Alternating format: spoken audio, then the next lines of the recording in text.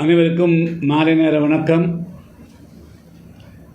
நடைபெற்ற சட்டமன்ற தேர்தலில் புதிய தமிழகம் கட்சியினுடைய சார்பாக தமிழ்நாடெங்கும் 61 சட்டமன்ற தொகுதிகளில் புதிய தமிழகம் கட்சியினுடைய வேட்பாளர்கள் போட்டியிட்டார்கள். எங்களுடைய புதிய தமிழகம் கட்சியினுடைய வேட்பாளர்களுக்கு வாக்களித்த அனைத்து வாக்காளர் பெருமக்களுக்கும் என்னுடைய நெஞ்சார்ந்த நன்றியை முதற்கண் தெரிவித்துக் கொள்ள விரும்புகிறேன். ஆட்சி முறைகளில் ஜனநாயகம்தான் உயர்ந்தது, அதுதான் மக்களுக்கானது என்ற அடிப்படையில் மக்களுடைய வாக்குரிமையினுடைய அடிப்படையில் பிரதிநிதிகள் தேர்ந்தெடுக்கப்பட்டு அந்த பிரதிநிதிகள் ஆட்சியாளர்களை தீர்மானிக்கக்கூடிய முறைதான் உலகெங்கும் ஜனநாயக என்று அழைக்கப்படுகிறது. ஆனால் அந்த பிரதிநிதிகளை தேர்ந்தெடுக்கக்கூடிய இந்த தேர்தல் நியாயமாகவும் நாணயமாகவும் உண்மையானதாகவும் எந்தவிதமான அச்சுறுத்தல்கள் ஆசை வார்த்தைகள் இல்லாததாகவும் இருந்திட வேண்டும். ஆனால் நடந்து முடிந்த சட்டமன்ற தேர்தல் எந்த நோக்கத்திற்காக இந்திய நாடு சுதந்திரம் பெற்றதோ,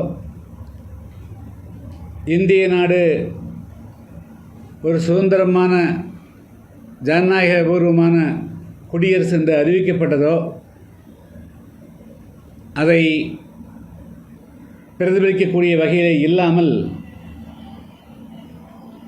தமிழ்நாடெங்கும் அனைத்து சட்டமன்ற தொகுதிகளிலும் இது ஜனநாயகமா பணநாயகமா என்று கேட்கக்கூடிய வகையில் பட்டி தொட்டி எல்லாம் பணம் வாக்காளர்களுக்கு வாரி இறைக்கப்பட்டிருக்கிறது. நான் போட்டியிட்ட ஓட்டப்பிடாரம் சட்டமன்ற தொகுதி உட்பட தமிழ்நாட்டினுடைய பல தொகுதிகளிலும், இன்னும் சொல்லப்போனால் அனைத்து தொகுதிகளிலுமே எந்தவிதமான தங்கு தடையும் இல்லாமல் வாக்காளர்களுக்கு பணம் பரிமாறல் செய்யப்பட்டிருக்கிறது. பல வேட்பாளரிடத்தில் பல லட்சக்கணக்கான ரூபாய், கோடிக்கணக்கான ரூபாய் கைப்பற்றப்பட்டாலும் கூட அதை பற்றியே தேர்தல் ஆணையம் கண்டுகொள்ளவே இல்லை. தேர்தல் வேட்புமனு தாக்கல் செய்யப்படுகின்ற பொழுது ஒரு சில குறைபாடுகள், குறிப்பாக அஃபிடேவிட்டில் பொருந்தாது பொருந்தும் என்று ஒரு வார்த்தைகள் இல்லாவிட்டால் கூட மனுக்கள் நிராகரிக்கப்படுகின்றன. ஆனால் அடாவடியாக, அராஜகமாக, ஜனநாயகத்துக்கு விரோதமாக பல கோடிகளை கையிலே வைத்துக்கொண்டு, குறிப்பாக 19ஆம் தேதி, 20, 21, 22, 23ஆம் தேதி இந்த 5 நாட்களில் மிதமிஞ்சிய அளவுக்கு பணம் வாக்காளர்களுக்கு கொடுக்கப்பட்டிருக்கிறது. இதை தடுக்கக்கூடிய வகையில்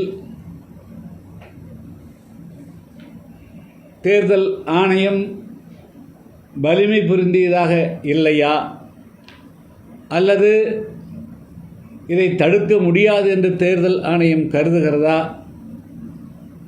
அல்லது இது ஒரு அங்கம் என்று பணப்பழக்கம், இது ஒரு தேர்தல் நடைமுறையின் அங்கம் என்று விட்டுவிடுவார்கள் என்று தெரியவில்லை. கோவையிலே கூட பல தொகுதிகளில் தங்க காசுகள் எல்லாம் கொடுக்கப்பட்டதாக செய்திகள் வருகின்றன. இது இப்படியே இருந்தால் இந்த நாடு எங்கே போய் முடியும்? கிராமங்களுக்கு செல்லுகின்ற போது பொதுவாக பெண்கள் மதுவினால் ஏற்படக்கூடிய பாதிப்புகள், போதை பழக்கங்களால் தங்களுடைய பிள்ளைகள் அவர்களுக்கு ஏற்படக்கூடிய பாதிப்புகள், பெண்களுக்கு பாதுகாப்பற்ற நிலை, இளைஞர்களுக்கு வேலை இல்லாத நிலை அனைத்தையும் சுட்டிக்காட்டுகிறார்கள். மக்கள் மிகப்பெரிய அளவுக்கு கிளர்ந்திடுகிறார்கள். ஆனால் அந்த கிளர்ச்சியை எப்படி நெருப்பிலே நீரை ஊற்றி அணைப்பதைப் போல, குறிப்பாக கடைசியாக 23ஆம் தேதி வாக்குப்பதிவு என்றால் 22ஆம் தேதி இரவு முதல்ல 500 கொடுத்தால் அதுக்கு பிறகு 1000, இன்னொரு வேட்பாளர் 1000 கொடுத்தால் இவர்கள் போட்டிக்கு 1500 என்று வேட்பாளர்கள் கூடிய போட்டி போட்டுக்கொண்டு 3000 4000 ரூபாய் வரையிலும் ஒரு வாக்காளருக்கு பணம் பட்டுவாடா நடைபெற்றிருக்கிறது. இப்படியே சென்றால் சாதாரண ஒரு குடிமகன், ஏழையாக இருக்கக்கூடியவர்கள் இந்த நாட்டில் தாங்களும் மக்களுக்கு தொண்டாற்ற வேண்டும் என்று அவர்கள் அரசியலுக்கு வருவதற்கு உண்டான வாய்ப்பே அறவே ஏற்று போகக்கூடிய சூழல் உருவாகியிருக்கிறது. எனவே தமிழ்நாட்டில் நடைபெற்றது ஒரு சாதாரணமான தேர்தல் சடங்காகத்தான் நடைபெற்றிருக்கிறதே தவிர, இந்த தேர்தலை வசதி உள்ளவர்கள், பணம் உள்ளவர்கள், நீங்களாம் இந்த தேர்தலை நடத்தி கொள்ளுங்கள், நாங்கள் முடிவை நாங்கள் அறிவிக்கிறோம் என்பதை போன்றுதான் இருந்ததே தவிர, ஒரு நடுநிலையோடு தேர்தல் ஆணையம் செயல்பட்டு முறைகேடுகளை தடுத்து நிறுத்தி, அடாவடிகளை தடுத்து நிறுத்தி, வாக்காளர் கொடுத்திருக்கக்கூடிய அந்த பணங்களை எல்லாம் தடுத்து நிறுத்தக்கூடிய வகையில் தேர்தல் ஆணையம் செயல்பட முடியாத ஒரு நிலை கவலை அளிக்கக்கூடியதாக இருக்கிறது.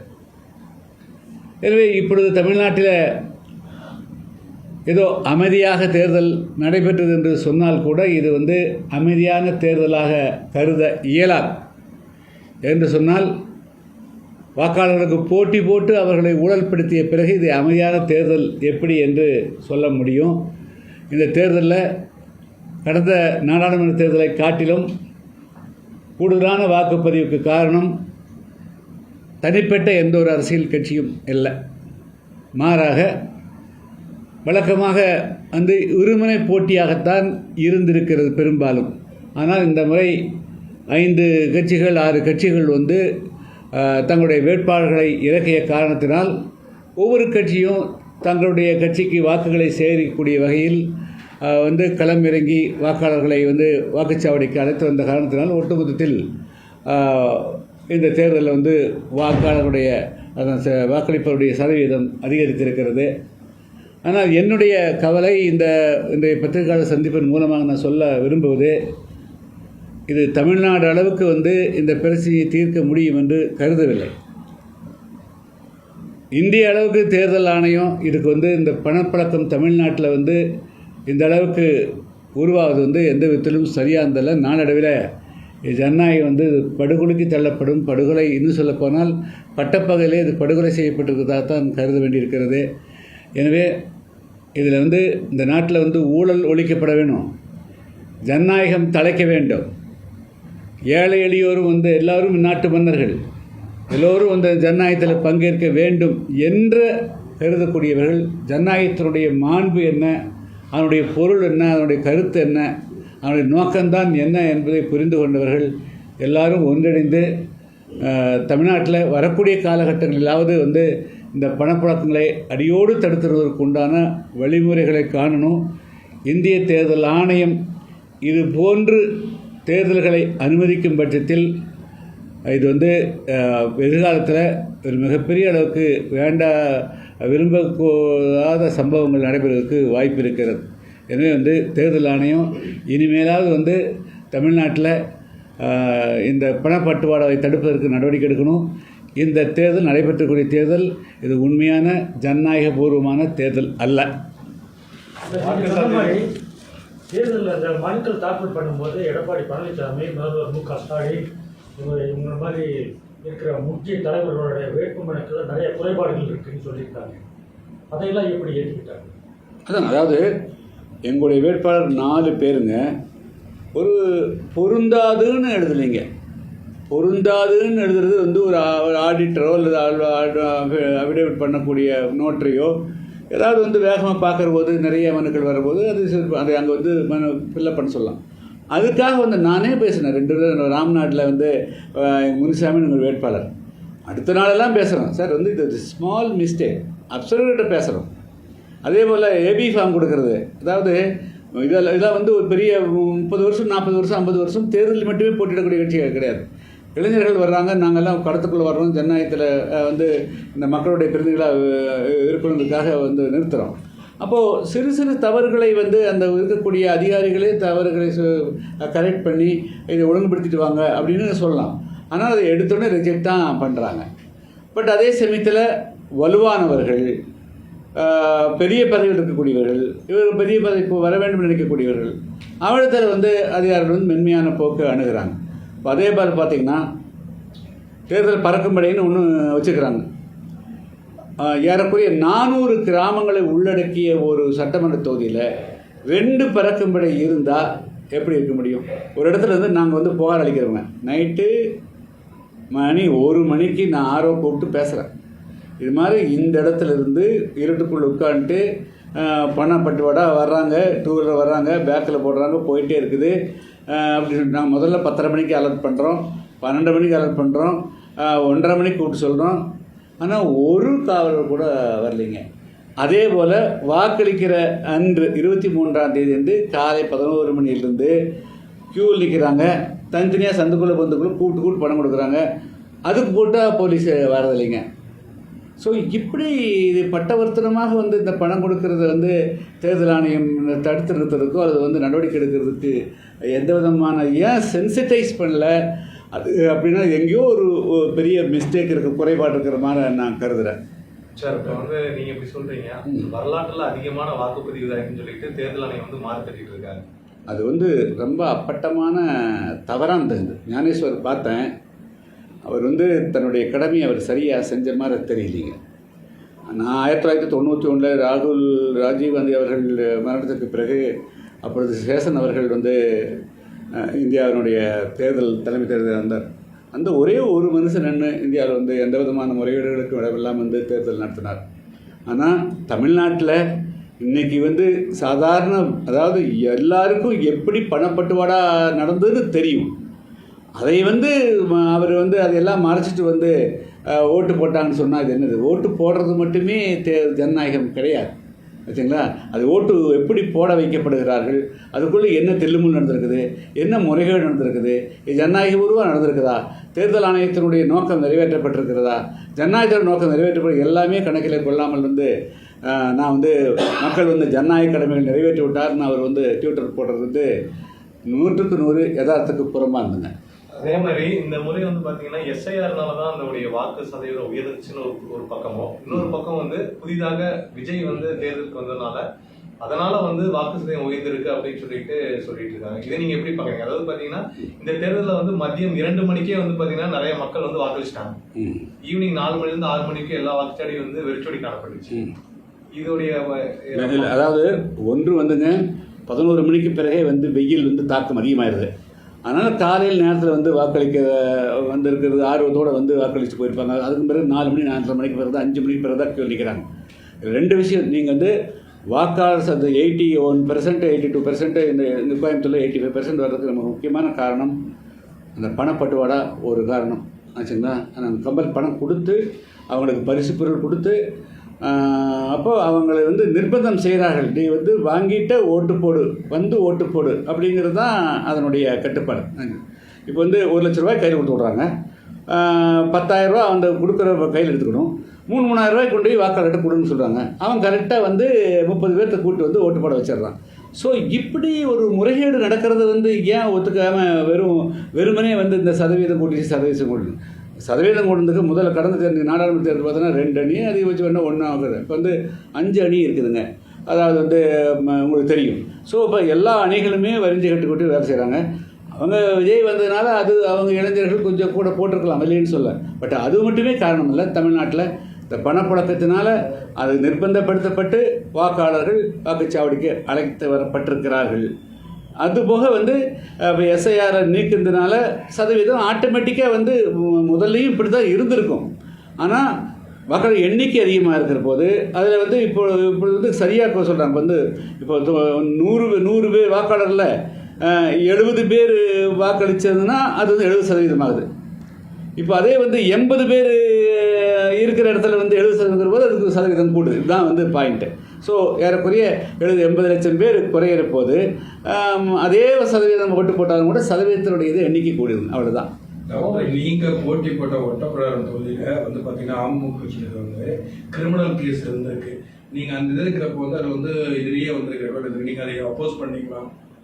ஒரு மேலே வந்துட்டு ஆக்சுவலாக வந்து கிரிமினல் ரெக்கார்டு இருக்குன்னு சொல்லிட்டு மற்ற எல்லா கேண்டிடேட் மேலே கிரிமினல் கேஸ் இருக்கான்னு நோன் இருக்கிறப்போ அவர் பேரில் வந்து கிரிமினல் கேஸ் இருக்கு எஸ்ன்னு வந்துட்டு இதில் வந்திருக்கு.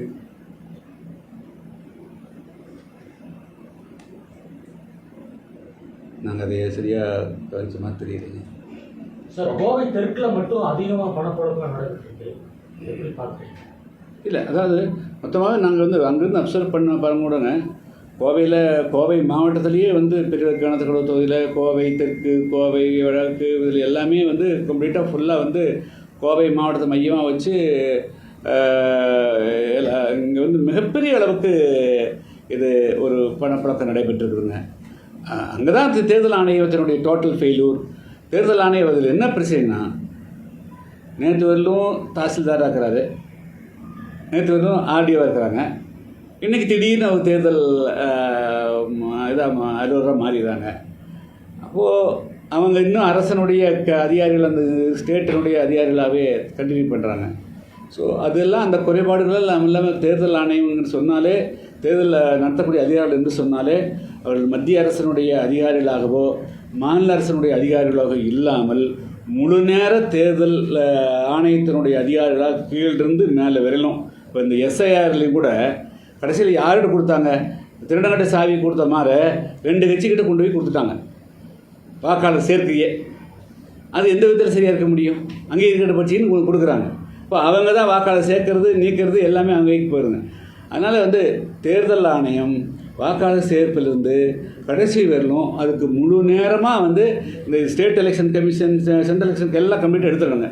இந்த பஞ்சாயத்து தேர்தல் நடத்துறதும் கூட இதெல்லாம் எடுத்துகிட்டு முழு நேரமாக வந்து அது எந்த எலெக்ஷனான இப்போ சொசைட்டியிலேருந்து நடத்தக்கூடிய அளவுக்கு வந்து இந்த தேர்தல் ஆணையத்தை டோட்டலாக வந்து மறுசீரமைக்கவில்லை என்று சொன்னால் நம்ம கண்ணு முன்னால் இந்தியாவில் ஜனநாயகம் அப்படியே சரிந்து விழுந்துவிடும். இந்தியாவில் இருக்கக்கூடிய பெரும்பாலான எதிர்கட்சிகள் இந்தியாவில் எலெக்ஷன் கமிஷன் நேர்மையாக நடக்க மாட்டேங்குது அப்படின்னு சொல்கிறாங்க. இந்த மாதிரி ஒரு சொல்லி இந்த எலெக்ஷனில் மட்டும் நீங்கள் அந்த மாதிரி பிரச்சனை இருக்கீங்க. சரிங்க, நான் சொல்கிறேன், எதிர்கட்சிகளை வந்து ஞானேஸ்வர் நீக்கணும்னு சொல்கிறீங்கல்ல, இன்றைக்கி நோட்டீஸ் கொடுத்துக்கிறாங்கல்ல எதிர்கட்சிகள். அப்போ வந்து தமிழ்நாட்டில் வந்து இதை மட்டும் ஏன் சுட்டி காட்ட மாட்டேங்கிறீங்க? இந்திய தேர்தல் ஆணையர் ஞானேஸ்வர் வந்து பாரபட்சமாக நடந்துக்கிறார் அப்படின்னு சொல்லித்தானே இன்றைக்கி வந்து அவர் நீக்கிறதுக்கு 2வது முறையாக நோட்டீஸ் கொடுத்துக்கிறாங்களே எதிர்கட்சிகளுமே, ராஜ்யசபா நோட்டீஸ் கொடுத்துருக்காங்களே. அப்படி என்று சொன்னால் தமிழ்நாட்டில் தேர்தல் நியாயமாக நடைபெறவில்லையே, அது குறித்து ஏன் அவர்கள் வந்து பேச மறுக்கிறார்கள்? இதுக்கு முன்னாடி வரைக்கும் நடந்த இதில் வந்து பார்த்தீங்கன்னா வந்து எப்போவுமே வந்து எதிர்கட்சிகள் வந்துட்டு தேர்தல் ஆணையம் வந்து மத்திய அரசுக்கு சாதகமாக நடக்கிறது எப்போவுமே தொடர்ந்து குற்றச்சாட்டாக தான் டாக்டர் இருக்கு. இல்லை, நான் வந்து மத்திய அரசு மாநில அரசுலாம் இருக்கட்டுங்க, வந்து இப்போ தேர்தல் ஆணையம் அவர் தான், அது வந்து இண்டிபெண்ட் ஆணையம், அவங்க தன்னுடைய பொறுப்பை வந்து சரியாக செய்யணும். அதான் வந்து சேஷன் சுட்டிக்காட்டணும். அவர் தேர்தல் ஆணையராக இருந்தார். அன்றைக்கி இந்தியாவில் அவ்வளோ பெரிய ஒரு அசாதாரணமான சூழல். இந்தியா முழுக்க நாடாக ஒரு ஸ்டேட் கிடையாது. இந்தியாவில் ஒரு பெரிய பிரைம் மினிஸ்டராக இருந்தவர் அவரே கொல்லப்பட்ட பிறகு மிகப்பெரிய அன்ரெஸ்ட்டு, இந்தியா ஃபுல்லாக வந்து கலவரங்கள். அப்படிப்பட்ட சூழலின் கூட 90 நாளுக்குள்ள தேர்தல் நடத்தி வெற்றிகரமாக அமைதியாக நடத்தி முடிக்க முடியுது. இப்போ ஏன் வந்து இந்த பணப்புழக்கத்தை தமிழ்நாட்டில் தடுக்க முடியல? அண்டை மாநிலம் கேரளாவில் அவ்வளோ பெரிய ரீசா இல்லைங்களே, கேரளாவில் தேர்தல் நடந்தது அந்த மாதிரி வரலையே. தமிழ்நாட்டில் மட்டும் ஏன் வந்து இந்த தடுக்க மறுக்கிறாங்க? அதுக்கு இது இருக்கணும்ல. என்னுடைய ஒப்பீனியன் வந்து தமிழ்நாட்டு தேர்தல் நியாயமாக நடந்ததுன்னா சர்வதேச அமைப்பை யாராவது வந்து பார்க்கணும் ஆச்சுங்களா. இப்போ இலங்கையில் வந்து தேர்தல் நடக்கல வந்து அப்சர்வர் வர்றாங்க, யூஎன்லேருந்து வர்றாங்கல்ல. அதுபோல் இன்டர்நேஷ்னல் அமைப்புகள் யூஎன்லும் கூட வந்து தமிழ்நாட்டில் தேர்தல் வந்து முறையாக நடந்ததா இல்லையா, இது வந்து ஜனநாயகபூர்வமான தேர்தலாக இல்லையாங்கிறத ஒரு அமைப்பு வந்து இதை அப்சர்வ் பண்ணணும், இதை ஸ்டடி பண்ணணும், இதை நாட்டு மக்களுக்கு சொல்லணுங்கிறது தான் என்னுடைய வேண்டுகோள். மக்களே வந்து நிறைய இடத்துல பணம் வேணும்னு சொல்லி போராட்டம் பண்ணாங்க சார். அவங்கள எப்படி சார் குறை சொல்ல முடியும்? இல்லை சார், இல்லை நம்ம வந்து அவங்கள வந்து குடிக்க வச்சிடறோம். அவன் எப்படி வந்து பழக்கிடுறோம். அப்போது 10 பேர் கொடுத்து படுக்கும் போது வந்து அது இன்றைக்கி மக்களுடைய நிலைமை அவ்வளோ மோசமாக இருக்குது சார். 200 250 ஒரு நாளைக்கு நான் வந்து போயிருந்தேன் வந்து ஓட்டப்படாத்தில் ஒரு நாளைக்கெல்லாம் வேலை செஞ்சேன்னா வெறும் ஒரு மாதத்துக்கெல்லாம் 6000 கூலிங்க. எவ்வளோ வச்சுங்க சார்? அப்போ அவங்களுடைய நிலைமை என்ன?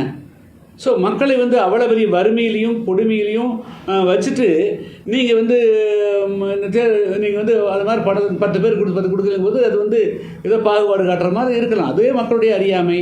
மக்கள் அந்த நிலைக்கு நீங்கள் தள்ளுறது யார்? அது ஏன் நீங்கள் கொடுக்குறீங்க? இப்படி ஆட்சிக்கு வர வேண்டிய அவசியம் என்ன? இப்படி பதவிக்கு வந்து உட்காரணுங்கிற அவசியமே வந்தது? மக்கள் கிராமங்களுக்கு போனால் பார்த்தீங்கன்னா குடிக்க தண்ணி இல்லைங்கிறாங்க, ரோடு இல்லைங்கிறாங்க. பெண்கள்லாம் பார்த்தீங்கன்னா இளம் பெண்கள்லாம் கற்பழிக்கிறாங்க, அதுக்கு நடவடிக்கை எடுக்கிறாங்க. கஞ்சா பையன் கஞ்சா குடிக்கிறான், தம்பி கஞ்சா குடிக்கிற அதை தடுத்து எடுத்துக்கிறாங்க. கடைசியில் 23ஆம் தேதி தேர்தல்லாம் எல்லாத்தையும் மறக்க வச்சு அவங்க கொடுக்குற 500 ரூபாய்க்கு மட்டும் அப்படியே மண்டிடுற அளவுக்கு கொண்டு போய் இந்த ஜனங்களை வந்து இந்த தமிழ்நாட்டு மக்களை வந்து அவமானப்படுத்துகிறாங்க. இந்த பணம் கொடுக்கறது வந்து அதை நான் வந்து தமிழ்நாட்டு மக்களை வந்து அவர்கள் கையேந்த வைக்கிறது இது ஒரு மிகப்பெரிய வரலாற்று பிழையாகவே நான் கருதுகிறேன். கடந்த முறை நாடாளுமன்ற தேர்தலையும் சரி, இந்த முறை சட்டமன்ற தேர்தலையும் சரி, நீங்கள் வந்து ஆக்சுவலாக வாக்களிக்கல அப்படிங்கிற ஒரு பேச்சு பரவாயில்ல போயிட்டு கேட்டாங்க. நான் ஓட்டப்படாதுலேருந்து எப்படி வந்து வாக்களிக்க? புதிய தமிழகம் தனித்து போட்டியிடும் காரணம் யார்? எந்த கட்சியிலையும் கூட்டணி இல்லை சார். அது வந்து இந்த தடவை வந்து புதிய தமிழகம் கட்சி நாங்கள் தான் சொல்லிட்டோம். எங்கள் கட்சி வந்து அவங்க ஒரு மரியாதையுடன் எங்களை அகாமடேட் பண்ணுறதுக்கு உண்டான முயற்சி எடுக்கலை. ஸோ எங்களுடைய வலுவை இந்த தடவை காமிக்கிறதுக்கு நாங்கள் முடிவு பண்ணோம். இது வந்து ஒரு சுயமரியாதைக்கான தன்மானத்துக்கான போராட்டம், போர் அப்படின்னு நாங்கள் வந்து ஓப்பனாக டெக்ளேர் பண்ணிட்டு தான் வந்து போட்டியிட்டோம். அதனால தான் நாங்கள் வந்து 61 தொகுதியில் போட்டியிட காரணம் நாங்கள் வந்து எங்களுடைய வலிவை காண்பிப்போம் அப்படின்னு. 60 தொகுதியில் மட்டுமே நீங்கள் கேண்டிடேட் நிறுத்திருக்கீங்க சார். அது நிறுத்து சார். நீங்கள் ஒரு கேண்டிடேட் நிறுத்துறது எவ்வளோ பெரிய கஷ்டம் அப்படிங்கிறது களத்துக்கு வந்தால் தெரியும். அவங்கள வந்து கடைசி இன்னைக்கு வந்து 23ஆம் தேதி 4 மணி வரலும் அவங்கள நிற்க வைக்கணும். ஒரு தேர்தல் செலவு எப்படின்னு பாருங்கள். இது வந்து என்ன செய்கிறாங்க, ஒரு சின்ன வழக்கு இருந்ததுன்னா பெரிய லீடிங் பேப்பரில் விளம்பரம் கொடுக்க சொல்கிறாங்க, 3 ரூபா கொடுக்க சொல்கிறாங்க, டிவியில் கொடுக்க சொல்கிறாங்க. சார் எப்படி சாதாரணமான பிரச்சனையால் எப்படி முடியும்? 200 ரூபாய்க்கு இந்த மக்கள் போய் வந்து அப்படி சண்டை போடக்கூடிய இந்த நாட்டில் ஒரு வேட்பாளர் வந்து கோடீஸ்வரர் தான் நிற்க முடியும். தேர்தல் ஆணையம் அங்கேயே தப்பு பண்ணுறாங்களே. நீங்கள் வந்து இப்போ எடுத்து கொடுங்க அந்தந்த வேட்பாளர் தேர்தல் ஆணையம் எல்லாம் வழக்கெல்லாம் வாங்கிட்டு இந்தந்த வேட்பாளர் மேலே இந்த குற்றச்சாட்டுக்குன்னு தேர்தல் ஆணையம் கொடுத்தா தான் கரெக்டாக இருக்க முடியும். பக்கமாக தேர்தல் ஆணையம் தான் கொடுக்கணும். அதை விட்டு வேட்பாளர் தலைவர் கேட்டீங்கன்னா எப்படி? சாதாரண வேட்பாளர் எப்படி வந்து 3 டிவியில் கொடுக்க முடியும், பேப்பரில் கொடுக்க முடியும்? இதெல்லாம் யாருடைய செலவுங்க? ஸோ இது வந்து தேர்தல் ஆணையம் தன்னுடைய செயல்பாடுகளை முழுமையாக தரவாக மாற்றணுங்க. இதில் வந்து இப்போ நடக்கிறது, இந்த தேர்தல் ஆணையம் வெறும் சடங்குக்கான ஒரு அமைப்பாக போச்சே தவிர அது வந்து it has no teeth at all. அது வந்து இருந்துக்கு அது செய்யாமல் இருக்குதா, அதை தவிர்க்கிறாங்களா, அதுக்குள்ளே வேறு ஏதோ இருக்கிறதாக நான் கருதுறேன். இந்திய கூட்டணி ஆட்சி அமைக்குமா? இந்திய கூட்டணி ஆட்சி அது யார் அமைக்கிறாங்கன்னு சொல்ல முடியாதுங்க. ஆனால் பெரும்பான்மையாக வாய்ப்பு குறைவாக இருக்கிற மாதிரி தோணுதுங்க. Okay, thank you.